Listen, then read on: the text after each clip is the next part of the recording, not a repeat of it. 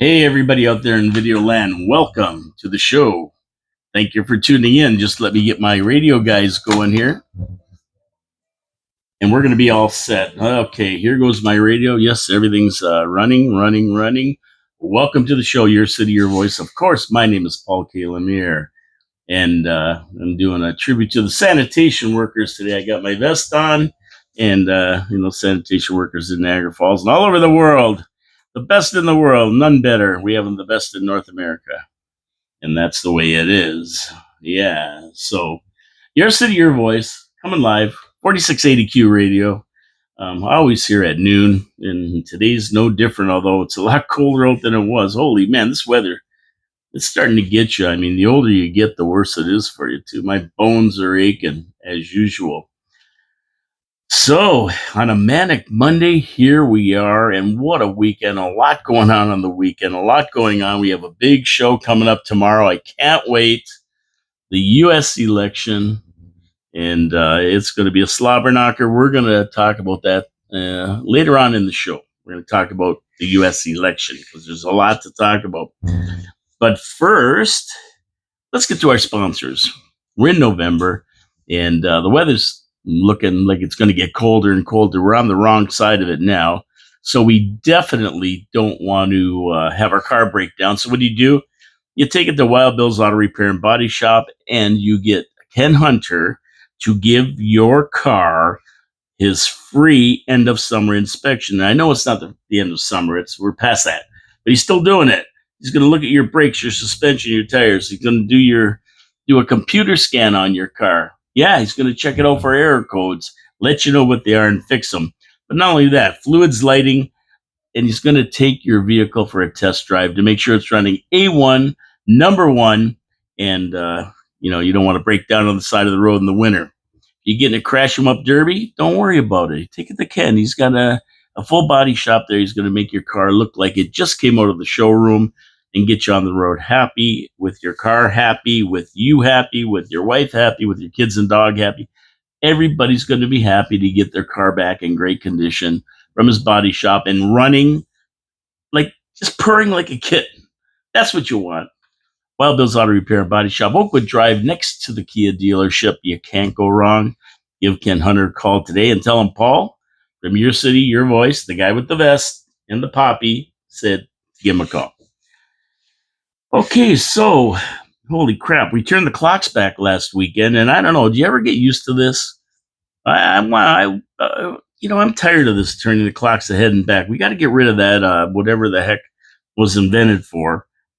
And now we count it down to December 21st, where the Earth is turned farthest away from the sun on its axis, and we get like 7 hours of daylight that day. Now, some people call it the shortest day of the year. No, every day is 24 hours. We get the shortest amount or the least amount of daylight on that day, about 7 hours. That's it. 7 hours and 40 minutes, I think, to be exact. After that, we get a couple minutes added of daylight every day. And before you know it, we're in March, winter's over, and we're all very, very, very happy. Other than that, that was the big thing on the weekend, getting those clocks turned back. And I haven't adjusted yet. I was up at 4 this morning. And I know it was 5 really because it turned the clocks back, but still 4 o'clock. I put in 8 hours already today. And I'll probably put in another 8 or 9 hours. So it's a long day for anybody. Okay, so what else we got going on here? Over to Queen's Park. Never ending source of entertainment. Mayors of Ontario's 12 largest cities have asked Doug Ford government to enact tougher laws to deal with encampments, homelessness, and addictions. And where necessary, use the notwithstanding clause to ensure any efforts won't be overturned by the courts. Well, I think it can't come soon enough for most cities. They're getting really, really tired of trying to deal with this. And it's not getting better, it's getting worse. So when everybody tells you about how they can fix it, care sent, this all this stuff they've been doing for the last 20 years that made it worse, you got to say, listen, it's time to try something new. This isn't working. How long can you keep doing? What's that thing about insanity? Doing the same things over and over and expecting different results. Well, that's what we've been doing. Now it's time to take a different path. And Doug Ford might have something here. So earlier this week, Ford said he wanted Ontario's big city mayors to show some backbone and support using the notwithstanding clause by putting it in writing if they really want the homeless situation to improve. So he's asking all the mayors to do it. And I don't know if Niagara Falls did it. I don't know if they will.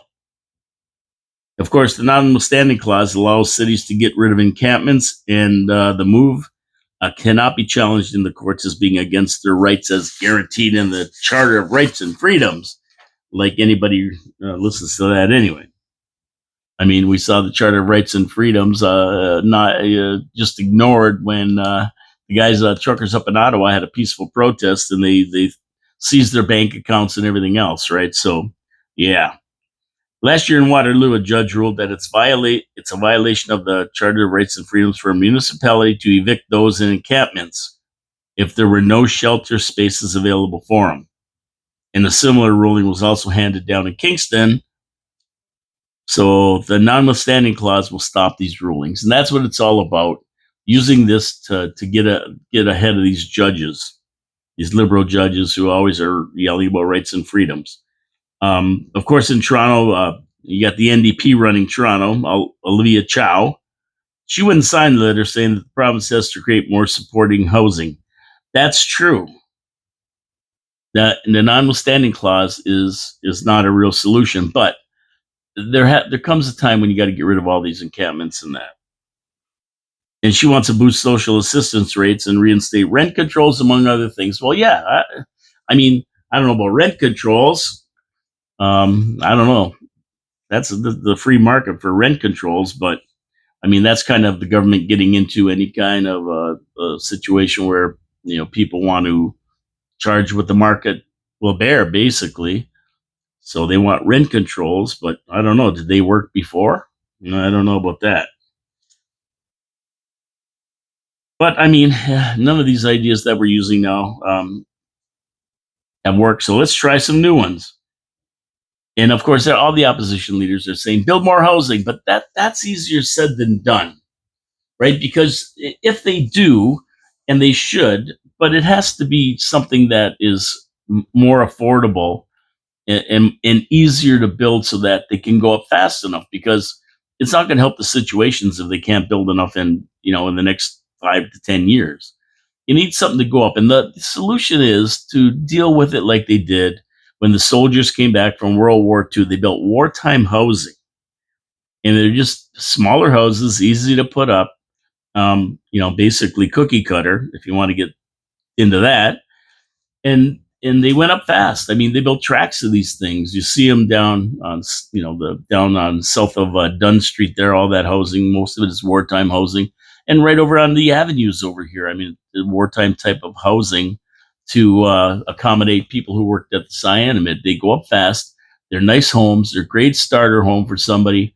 And I would even say even go smaller than that. Just a bedroom and a bathroom and a little living room and that, and put them in tracts of land.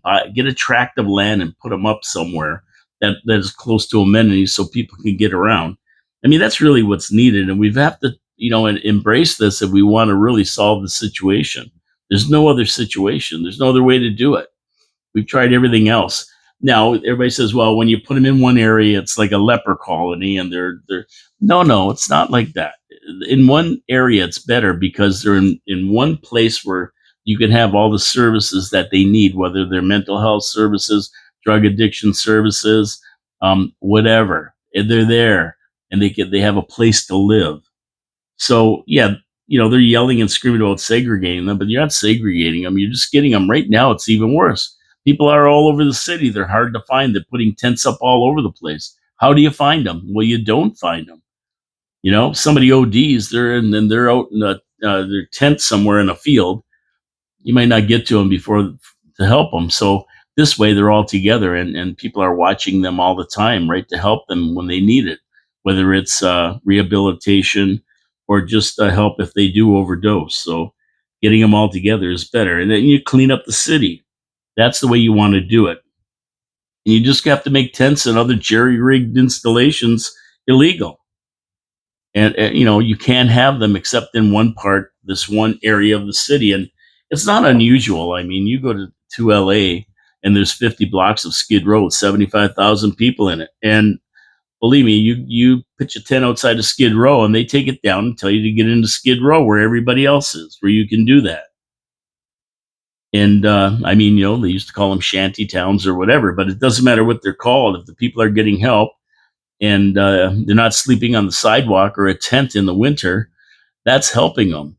And then hopefully some of them do get into rehab and actually get rehabilitated and back into society working and that kind of thing. So I think that's the way it's got to go. Doug Ford is onto something here, and I hope the city signs this, and we can get all these people in encampments together in one place and start building these tract of these tiny homes. I know Councilor Lococo in Iannone, when she was a counselor, they had gone down to Texas, I believe, to look at these, and she has some great ideas. And I think it can be done, but you know, we just have to have the will to do it. That's all. So let's see what happens with this. Keep an eye on it and see if it's passed. And if the mayors and the cities want it, which I don't see why they wouldn't, because it's a big problem now. And if the province is willing to help get out of that problem and come up with a decent solution, why not? That's what I say. Oh, let's take a trip down to Costco. Now, your favorite store, like you can't get out of there without spending $200.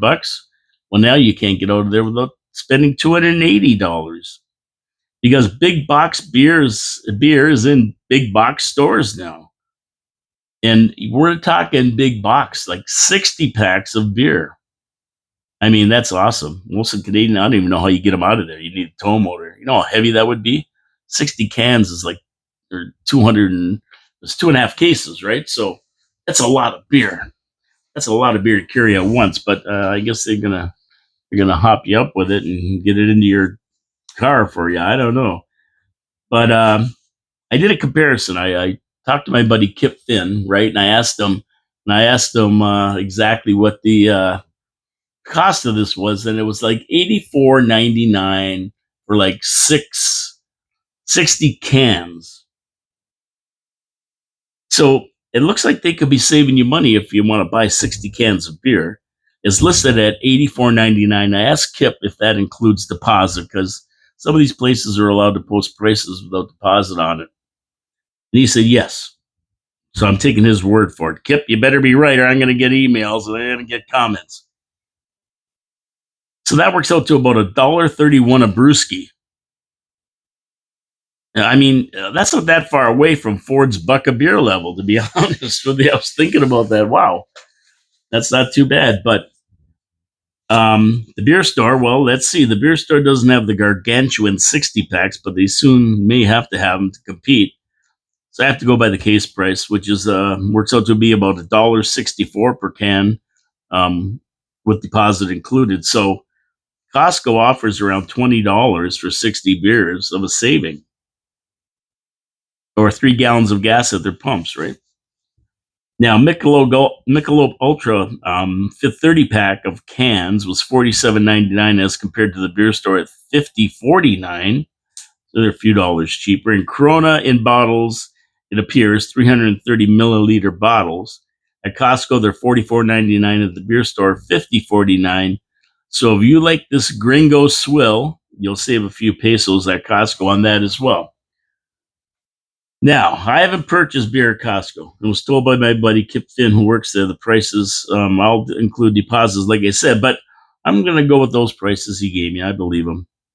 So if you want to save some money, you can buy at Costco, but you got to remember, you got to buy a few more cans if you're going to buy Coors Light or Molson's or whatever else they have in the 60 packs. Now, do I know if they have the smaller packs? I don't know. They might have about a 30 pack or whatever, but if they do, you buy them. They're still going to be cheaper, though. They're still going to be cheaper.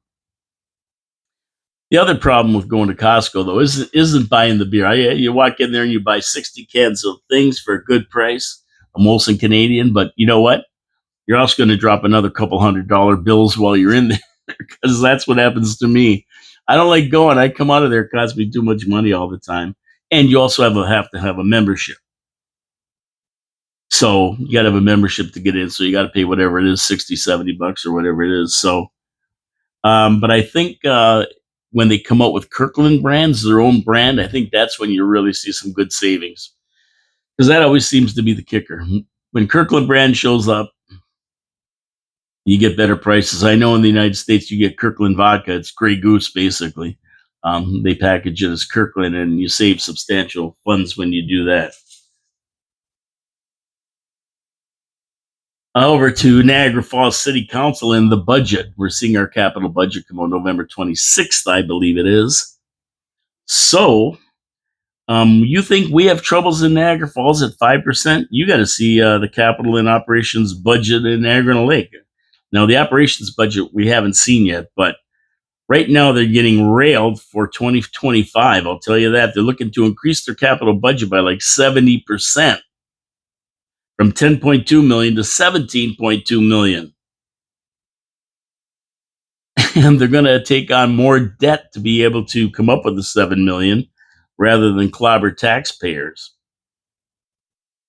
And but still, that debt has to be paid down year after year for many years, so it's going to be on the books. But in one regard, that's not a bad idea, because if you think about it, what they're spending money on, like fire equipment and this kind of thing, right? Capital improvements, or capital in the capital budget expenditures, new roads and stuff like that. They're going to be used by future generations. So to put it all on today, raise your taxes by 30% so that you can cover all this, or whatever the heck it would be, some huge number probably. It doesn't make sense when people in the future are going to be using it too. So it'd be a lot nicer if you can issue debentures and use debt for it, which is paid over a little bit of a longer term, and taxpayers all the way down the road from here to the next 15 years or whatever it takes to pay it off are kicking in for it. So they're all paying for the roads that they're using, rather than just us paying for it and then them getting to use it for free, right? Type of thing. So it does make sense, and you certainly don't want that huge increase put on the taxpayers' shoulders. I mean, that's not fair. Now, the fire department, the bane of most budgets, we know that the fire department budget is always there and basically untouchable. Nobody will let you touch it. It's jumping up 385.5% compared to last year, since they need to spend money on the new fire truck. And we saw that last budget in Niagara Falls. They need new equipment as well. So most councilors are bending and saying that the safety of the community should not be nickeled and dimed. So I salute to you if you think 1.5 million is nickel and diming. A councilor did not object to the purchase, saying that that they need it now. One councilor objected to it and said that it can be delayed. They don't need the fire truck right away. And of course, that wasn't well received by everybody, because they claim it's a safety issue. Okay. Now, the town debt utilization is sitting at 17.4%, and this will jump to 21.4% with this extra 7 million. Now, I believe that the provincial maximum is 25% of a municipality's annual own source revenue minus their existing annual long-term debt servicing costs. It's not the debt itself, but the interest and other long-term financial obligations. And the long-term debt that they're taking on can only be incurred for capital projects. So basically what they're saying is capital projects, you can borrow money to do them, but the province is saying you can only be at 25% of the amount of revenue you take in, basically, less your existing debt carrying charges, which is a good thing, because you don't want these cities getting in too deep and then they can't get out. They'll never get out, right? Now, Niagara Falls, how are they doing on their debt front? Well, we hear the mayor talk about this on a regular basis, and as a rule, the city wants to keep the high water mark at 15%. The city can go to 25. They don't want to go above 15. So that's well under the 25% allowed. And I think after last year, the city is sitting below the 10% mark. I think they're only, I don't know, you can correct me on this. I can't, I'm trying to remember it just off the top of my head, but I thought it was under the 10% mark. Maybe they crossed that at 11%, but it's pretty still under 15 and well under 25. So that's good. It's within the city's limits and also within the provincial limits. But we're going to find out about all this on November 26th when council meets to tackle our own capital budget. So we'll find out where they're at if they want to take on any long-term debt to finance capital projects. I don't think so. I think we're pretty well done last year, but you never know.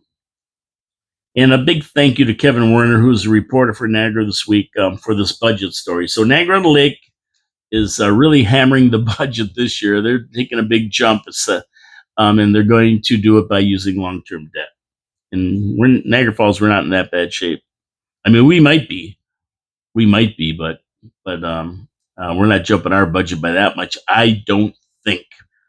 I don't think we're going to see it. Although $7 million in our budget is a little different because, I mean, our budget's 155, 160 million, as opposed to their budget, which is a lot smaller. Okay, so what are we going to do now? I'm just looking at some crime rates in Niagara Falls, right? And I saw a strange case. Crime rates are soaring here, but they're getting more bizarre too. And as we get people migrating down the QEW to cause trouble, these stories are getting weird. In a strange case, a woman, her name was Morsal Ibrahimi, lured a man to a hotel room for sex. I would imagine that was why she lured him there. Where two of her friends gave the guy a drink, which was a Mickey Finn, and he began to feel ill. So they slipped the guy a Mickey. He began to feel ill. He wanted to leave the room, and when he did try that, she tasered him. And then he was tasered several more times, but managed to make it to an elevator, only to be dragged back into the room by the three women and was tasered again. So he goes to this room with this woman, expecting, you know what. And there's two other women there. They fed him a Mickey. He tried to escape. They tasered him a few times. He got to the elevator. They tasered him again and drug him back to the room. Tell me this isn't weird, but hey, this is it. Now, the guy was robbed, and he finally managed to escape the room, and the cops were called. And Ibrahimi, the woman, claimed she was involved in a toxic relationship previously, and her then boyfriend got her into drugs. It's never their fault. Never their fault, right? This robbery was to get money to feed her drug addiction. Of course, the guy thought it was for something else. The 21-year-old woman received 2-year conditional sentence to be served under house arrest. She's also been placed on probation for 2 years and banned from going to the Embassy Suites on Fallsview Boulevard in Niagara Falls, the place where the event occurred. Well, yeah, I would say they'd ban her, right? What the heck? You know what? Should have banned her in the first place. I mean, Niagara Falls attracts some pretty weird people coming down that QEW. But, I mean, a lot of the crime in this city, like that kind of crime, probably never gets reported. I mean, seriously. Unless it gets out of hand and the cops have to be called, the guy would never admit this happened to him, right? He said, I know he wouldn't even say anything if they didn't taser the guy and yet the cops were called. But they're wacky crimes. I mean, there's a lot more of this happening, I think, in the city than people think. Anyway, that's the bizarre crime of the weekend. And thanks to Allison Langley from the Review for the great reporting. Pretty weird, man.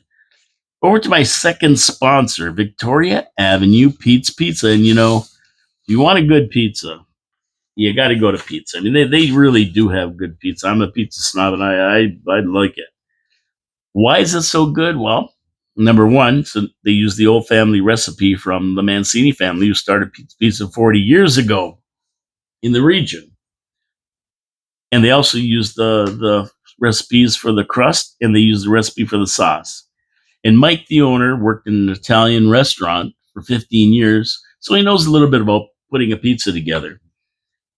He uses beautiful Saputo mozzarella, and brick cheese mix for his cheese, which is what I do at home. And the Mancini sauce and crust is perfect.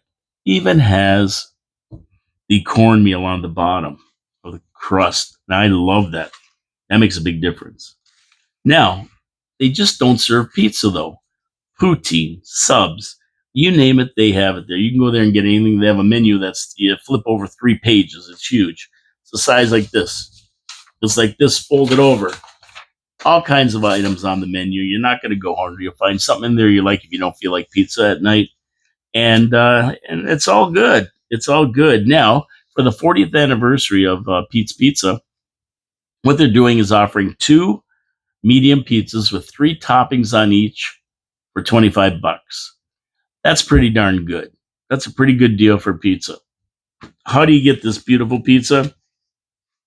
You dial Pete's Pizza on Victoria Avenue at 905-374-2222, or you go to the website petespizzavictoria.ca and you order online for your convenience. And you know what else Mike did? He extended the hours of Pete's Pizza on Victoria Avenue. That's right, they're open Sunday to Thursday till 11 p.m. Or maybe at midnight they might even be open till midnight. And then they've gone till 2 a.m. on Friday and Saturday. So, you come back from the bar, you feel like having something to eat. Hey, not a lot of places are open. Pete's Pizza on Victoria Avenue is. Pick up the blower, order your pizza, 20 minutes. You're a happy camper after a night out having a good time. Pete's Pizza, Victoria Avenue. Tell them Paul from Your City, Your Voice sent you, and support our sponsors because they support us. Thank you very much. Okay, so what else we got going on here? Oh, yeah, the guy got tasered. Imagine that. The guy gets tasered 3 times. Wow, that must have been fun. So let's jump over to the Middle East here. There's lots going on over there, and things aren't getting better with the war. And it's been lingering for over a year now, that war. On Saturday, an attack on central Israeli town injured 11 people as Iran's supreme leader vowed a punishing response to Israel's attack last week on Iran. So it's tit for tat. They're playing the tit for tat game. You bomb us, we bomb you. You bomb us, we bomb you. Nobody's making a move into each other's territory or anything else. So Hezbollah, Iran's proxy in Lebanon, took credit for the shelling and said it used missiles and explosive drones to do the damage. So they're sending in drones that blow up, and what a crazy place. Israel responded on Saturday by launching an airstrike on a southern suburb of Beirut, Lebanon, killing 1 person and injuring 15 others. So Iran now is threatening more attacks, and authorities now think the Saturday attacks by Hezbollah are only a precursor to a much larger operation by Iran to launch a more severe strike on Israel. So it's ramping up. It's ramping up. Nobody's there to cool it down. I mean, Biden can. He don't even know where he is. I saw him on television. He said he wanted to smack all the Trump people on the ass. That was the solution. You feel like just giving him a smack on the ass. He's mumbling. Is this guy cahoots or what? A whole bunch of them. They're whacked. He's whacked. I'm wearing the vest because he said that we're all trash. We're all garbage. Trump supporters are all garbage and trash. Well, and Trump he came out with a nice vest on. Yeah. I had to wear the vest. I'm going to wear the vest today, and I'm going to wear it tomorrow. That's right. Now, the Ayatollah has threatened Israel and the U.S. with a punishing attack following the October 26 airstrikes. And they're going to target Iran's military bases and vowed to deliver a crushing response to what the Zionists, United States of America, are doing to Iran. So Iran's threatening, Israel's threatening, and Israel's fighting on 4 fronts. I mean, Hezbollah to the north, Hamas to the west, the Houthis in Yemen to the south, and of course Iran to the east. And as far as the ceasefire goes, everybody's hoping for a ceasefire to get out of this crazy maniac thing. Yeah, well, Egypt reported that Hamas has rejected a partial ceasefire, once again fearing that Israel would continue and resume its operations once the hostages have been released. That's what they're saying. That's why they don't want to end it. They're afraid of Israel going back on its word for a ceasefire. Once they release the hostages, they're going to go in and clean them up. Of course, Hamas has always called for a complete end to the conflict, and they want a full withdrawal of Israeli forces from Gaza as a condition of any ceasefire and release of hostages. So, of course, Israel's saying, no, we ceasefire. You're not going to release the hostages. Um, so it doesn't matter. We're going to clean you all out, and then we'll get them one way or the other. And it's been over a year now. They've been hostages. So, yeah, the beat just goes on, at least until November 6th when Trump takes over. Then it could be different. We might see something settled. Now, you think Iran is the only one threatening the U.S.? No, no, no, no, no, no, no. We have the little rocket man, and they've turned up their rhetoric as well. See, all this happens when you have weak people running the country. They know there's not going to be any repercussions. Biden can hardly talk. They put him on the shelf. They don't even want him out there talking anymore. He called everybody garbage, and then he gets up on the weekend and says he wants to smack them on the ass.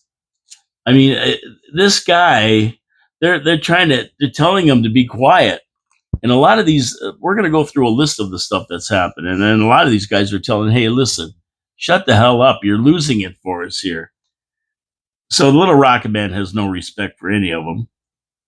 So they claim the U.S. and South Korea are getting ready to nuke them. That's what Kim Jong-un thinks, because they are in the Ukraine helping the Russians. Now, rumor has it that North Korea sent 10,000 troops there. When you think about it, it sounds like a lot, 10,000 troops for little North Korea, but the reality is they have 7.5 million people ready to go if they have to march. Everybody, when they hit 18, goes into the army for 10 years, automatically goes into the military. And they have 24 million people there, something like that. So almost a quarter of their people are in the army, or a third of their people are in the army right away. So their military boasts 7.5 million that are prepared to fight if necessary. And now they don't have a military, say, that Russia has or the U.S. has. But as far as manpower, that's a huge number of people. So 10,000 on loan to Russia is nothing for them. Nothing. And of course, they signed a pact with Russia to help them. They supplied weapons, and they also are supplying troops now. And North Korea loves it. It's giving their troops actual training. We're going to be fighting with Russia against the Ukrainians. So it's giving them actually on location training to fight in case there's a battle that ramps up between them and the U.S. and South Korea. And they also have nukes and the ability to deliver them. So this is another powder keg that's ready to blow. Not just the Middle East. We have North Korea, and of course we still have the Russia and the Ukraine going at it. They're going at it big time. And the world's heating up. And hopefully tomorrow the destiny of the world will change. That's what we're hoping for. A big win for Trump. And we'll see what happens tomorrow, but it's going to be an exciting day watching all this transpire. So what is 2024 here? It's becoming the year of strikes. I think every public service union has been on strike. The teachers, sanitation workers, the city workers, the Parks Commission, the CBSA, the border agents, the airlines. I think everybody has threatened to go on strike or went on strike. CNN, not CNN, CNN. They should go on strike. They're useless. No, the Canadian National Railway, where with the Canadian Pacific's Kansas City or whatever the heck it's called. But anyway, they were on strike for a couple of weeks, and now the postal workers, they want to go on strike too. And I don't know if do they understand that they're like going the way of the dodo right now. You know what they deliver to my house? Flyers for big box stores and stuff. What mail do you get anymore? All my bills I pay online. I don't get any bills anymore. There's no more, hardly any more mail. So are these guys, do they not get it? I mean, they're writing their own pink slips here. Heaven forbid we're not going to get those junk flyers if they go on strike. Seriously. I mean, if there's mail in the next 20 years, I'd be shocked. They're going the way of the dodo. And now they're writing their own ticket here. They want more money. I guess they don't think so because they want more and more for doing less and less. I mean, really, they're delivering flyers. They're glorified newspaper guys. Would this be their swan song? I think so. And they, of course, they haven't given the 72-hour strike notice yet, so there's no guarantee they're going on strike. But it could be handed down any time because they're negotiating their contract. And what do they want? Well, they want 11.5% over the next 4 years increase, protection of the defined pension plan they're in for current employees, as well as job security and health benefit protection. I mean, if nobody's mailing stuff, how do you have job security? I mean, it's a government enterprise. They lose money all the time. Mail's going the way of the dodo, like I said. So how do you have job security? And they want health benefit protection. So negotiations continue. If they do strike, I doubt we'll even miss them, as sad as the statement as that may be. But I mean, there comes a time when, you've got to say no. I mean, these guys, I don't know what they want. All these unions, 40% for the pilots, this percent. I mean, everybody's living in tough times. They don't have any money. And these guys are looking for more and more all the time. It's just insanity. But hey, what are you going to do? Okay, so we got 20 minutes left here. Let's get down south to the election. I mean, tomorrow is election day in the U.S. Last week we've seen Kamala and her Democratic Party self-implode with really what are idiots by her side. These people they just don't get it. Trump's doing 3 rallies a day, tons of podcasts in between, including Joe Rogan, that had 75 million viewers of the podcast or more. Her case of misfits that are running her chances of being president. They're ruining her chances rally by rally. Every time one of these people get in a rally, they do something stupid. Let's take a look at the morons she has supporting her. I mean, Kamala herself is really dumb. She's her own worst enemy. I mean, standing up there and calling Trump a Nazi and a racist, and in effect calling everybody who supports Trump Nazis and racists, because if you like Trump, you're a Nazi and a racist, or else why would you vote for a Nazi and a racist? So she's calling all of us that. And I don't know why I say us, because I support Trump, but I can't vote. Although, you know what? I could vote because I know Canadians are going over the border. In New York State, they don't ask for ID. If you want to vote for Trump, you can walk right over the border, go into a polling station, say you want to vote, they give you a ballot, and away you go. They don't ask for ID, so that's weird. But I mean, she just just stop it and talk about your plans, your platform, what you did over the last. Oh, can't talk about that. Can't talk about that. So they call Trump names. It was just dumb. Obama's out there saying black men have to vote for Kamala, and he's getting a huge backlash over that one. The sentiment is, hey, listen, we're not your slaves, Obama. We're going to vote for who we want. Who's going to do the best for us, and it isn't Kamala. Michelle Obama says women have to vote for Kamala. Huge backlash over that one. Huge backlash over that one. Joe Biden, who was told to lay low, doesn't like her and the party for stabbing him in the back in a giant coup d'etat. And, you see him out there calling people like Al Trump's things garbage. And now he says he's going to smack him on the ass. I mean, you think Joe is just a feeble old man saying this stuff, but he isn't. He's getting revenge. He's wreaking his revenge on these guys for what they did to him. And it's shown up, and And the videos of him sucking on babies' feet. Are you kidding me? What kind of sicko does this? They had a bunch of babies. He's sucking on their toes, putting their feet in his mouth. This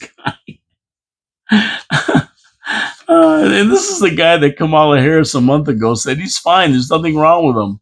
Oh yeah, I've been there, and he's fine. He controls everything. He knows what he's doing. And then 2 weeks later, they threw him out, and she took over. Oh boy.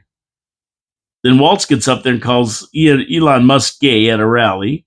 Oh, he's gay. Like this tampon Tim, he's just ruining it too. He's something else. Then you got Mark Cuban. Of course, if you know who Mark Cuban is, he was owner of the Dallas Mavericks, a self-made billionaire. But he's another wacko, and he says that Trump surrounds himself with weak women. And of course, like that went over like a lead balloon with women. I mean, everybody that's around him, every woman that's around him are strong. I mean, he's got all these people. Kayleigh McMenamy, who the heck else is there running his campaign for him? I mean, they're the top guys. Laura Trump, his daughter-in-law, running the Republican National Party. Oh yeah, I mean, and so they're all insulted. Now he insulted all these women. He's calling weak-minded and weak women. And then he had to backpedal on it. He backpedaled on that one. He said, "Oh yeah, well, he didn't mean." Yeah. Then he started backpedaling on it, and now he's being told to stay off stage and shut the hell up by the Kamala campaign. And of course, any of these wackos making these statements, Kamala doesn't renounce them. I mean, she says about Joe Biden saying all that stuff about garbage and that she makes some crazy thing up, and they asked her about Proposition 36 going that they put in California about if you steal under $950, you don't get charged with theft. You can steal up to $950 without getting charged. They want to rescind Proposition 36 and get it out of there. And she wouldn't even say, "Yeah, let's get it out of there." I mean, she's just, and she brings up Cardi B of all the people. Yep, the WAP girl, the WAP girl. That she brings her up on stage.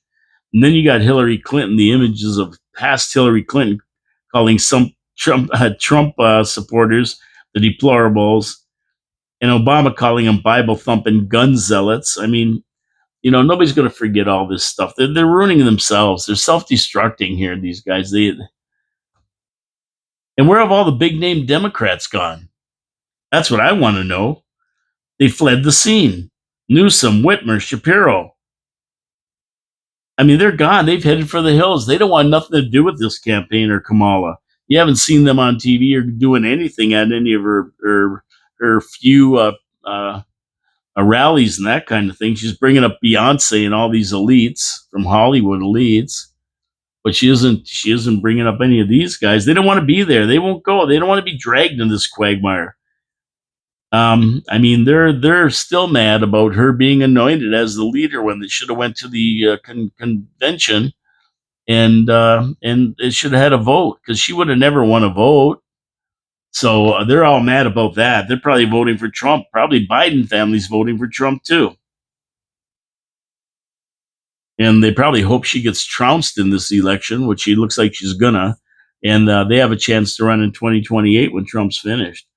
Because she'll be done. I mean, Kamala's done if she don't win. That's it for her in politics.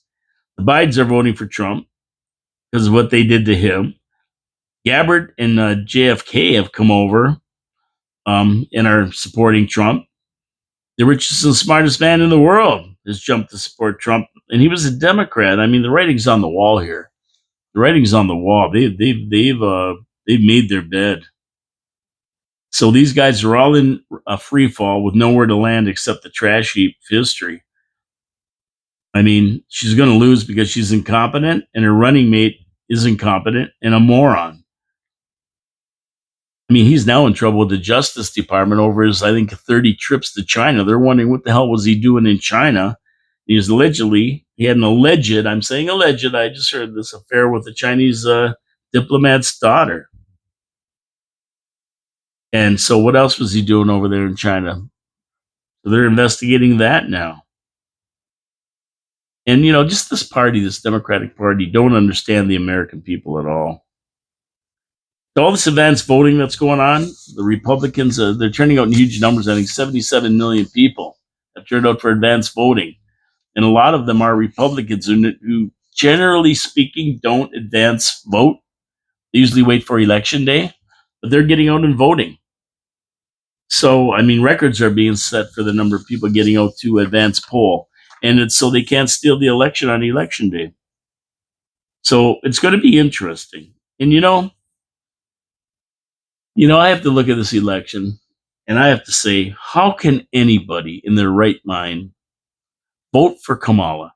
Now, okay, you might not like Trump. You might not like what he says or what he tweets or that kind of thing, but you have a record of 4 years of the United States economy being better, the border being sealed, no wars, manufacturing industry coming back because of tariffs, a new NAFTA agreement to favor the United States. It's called the United States Mexico Canada Agreement, USMCA. I mean, he's done a lot for the Americans. And, sometimes you got to overlook that. And big business people know this. You got to overlook some of the things that Trump says and does for what he actually brings to the table as far as working in the government and doing the right things. And a lot of business people don't like Trump. I mean, they just don't like the way he is, but they know he's the guy for the job. And when it comes right down to it, that's what you got to look at. Who's going to do a better job for the American people? And when I was younger, a lot of people always called Americans stupid. They're stupid. They come over the border, you hear the border stories with skis on their car in the middle of the summer and ask where they can go ski. They think it's like, and these are just stories. I don't know if they're true, but everybody says they are. But you know what? I hung around the States a lot when I was young. I lived off and on in California for 10 years. I was down there a lot, hanging down there. And I never found Americans stupid. I mean, a lot of them were uninformed about Canada, but why should they know a lot about Canada? Seriously. I mean, the United States threw out Britain in 1776 and created their own country. And then they had to defend that in 1812 in the War of 1812. And then they had to go through a civil war. And then they went through the Spanish American War. And then they went through World War One, World War Two, the Korean War, Vietnam, the War on Terror. And to this day, they're still fighting. They always fight. They have a history that goes back 250 years. So, I mean, yeah, what do they care about Canada or the rest of the world? They're patriots. They believe in America. They're not stupid. They may be uninformed, but they're not stupid people. And I've been making that case for them for years because everybody says they're stupid. Right? And I mean, I have to say that if Trump loses this election tomorrow, I'm done defending them about being stupid. If an incompetent candidate with nary a vote who was installed as VP as a DEI pick and then installed by the powers that be to run for president, and the Americans can't see that the ultimate coup d'etat got her there, then I'm going to have to agree with my fellow Canadians. They are indeed not all there. I've defended them long enough. If they elect Kamala to run this country, I'm done. But I feel that tomorrow Trump's going to win in a landslide, and I'll be vindicated and prove my American friends are not stupid. They'll have made the right choice and voted for the right guy. Stay tuned for this one because after tomorrow, I may have to eat crow here. I'm going to be getting a lot of ribbing and yelling at and that kind of thing. I told you so's and that, but I just don't think he's going to lose. And I think he's way ahead. I mean, they're saying it's really even. I don't think so. I think he's way ahead, and he's gonna landslide her. Now, a modern day landslide isn't 450 seats. Today, when you have two states, California and New York, that are basically guaranteed for her plus the West Coast and a lot of the East Coast. It's impossible to really have that kind of an advantage. But people are talking 330. I'm giving a 305 as an over and under, and I'm taking the over. So I'm saying that we'll see what happens tomorrow. I might be here on Thursday because luckily I get a break on with Absolutely on Wednesday. I won't have to have people yelling at me until Thursday. So we'll see what happens. But I mean, there's serious trouble forecasting the USA after this election, though. And right now, the U.S. military is preparing to enact martial law on November 6th if necessary, because if Trump wins, there's going to be a lot of trouble. I mean, there's Black Hawk helicopters sitting on the White House lawn and at the Capitol building just in case. And they're having exercises to extract people if they have to. The police are preparing for major riots in big cities around the USA if Trump wins, and are boarding up buildings and setting up roadblocks to handle the violence. And I'm only talking if Trump wins, because the left wing radicals are the ones who riot and burn buildings down and that kind of thing. They're the ones who do that, right? And that's what you're going to see. You're going to see it. Go to Trump rallies, you see how they act. There's no fights or anything else going on there. I mean, who's shooting at them? The left wing guys are shooting at them because they don't like them. But the rallies are peaceful, and there's 100,000 people there, right? It's like a big Woodstock or something.